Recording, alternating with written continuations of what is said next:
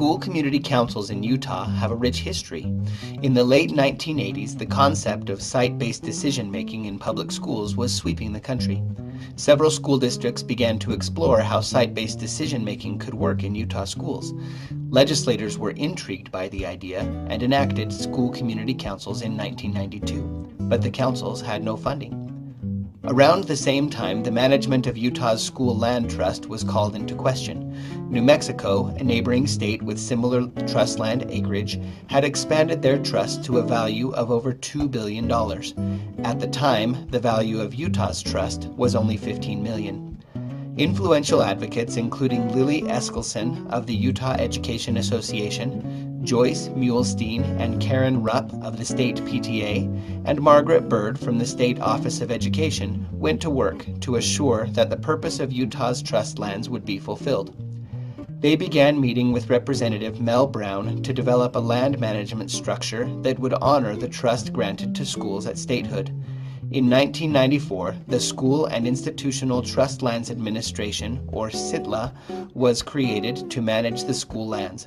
In partnership with State Treasurer Ed Alter, SITLA was to manage school lands, protect the investments of the trust, and deposit all revenue directly into the state education fund.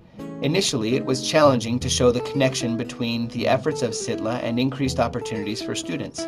Some in the community felt that the effect of any additional revenue from trust lands was being lost in the complexities of the state education fund, and that students weren't experiencing direct benefits from the increased funding.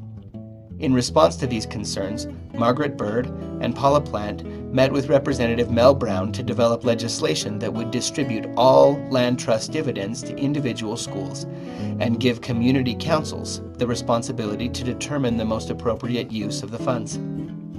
With the help of Utah's education groups and the leadership of Doug Bates, Phyllis Sorensen, Paula Plant, Barbara Smith, Margaret Bird, and Superintendent Scott Bean, Utah's unique distribution of school land trust funds became a reality.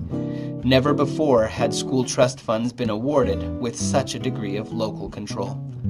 Because of Utah's local approach to school land trust funds, over 5,000 community council members across the state are involved in identifying and addressing the most critical academic needs of their local school. Thanks to each of you, this legacy, this sacred right granted to our children, can continue to meet unique needs in each of our schools.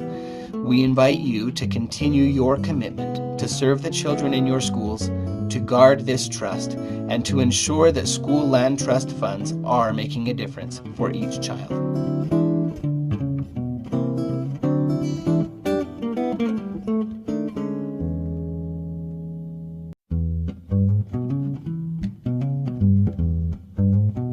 Hi, I'm Tim Donaldson, and I'm the School Children's Trust Director at the Utah State Office of Education. Thank you for your willingness to serve on a school community council. It is really important that we have teachers and parents work together to determine the greatest academic needs of our students. Nobody knows better at each school around the state what the needs are of the students in those classrooms than parents at that school and teachers at that school.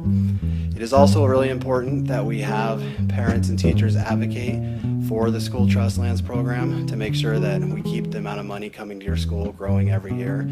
It is through the advocacy efforts of parents and teachers that we've been able to build this program to where it is today, sending out about $40 million statewide. And so as we all work together, we should be able to have the amount of money going to schools annually keep growing every year.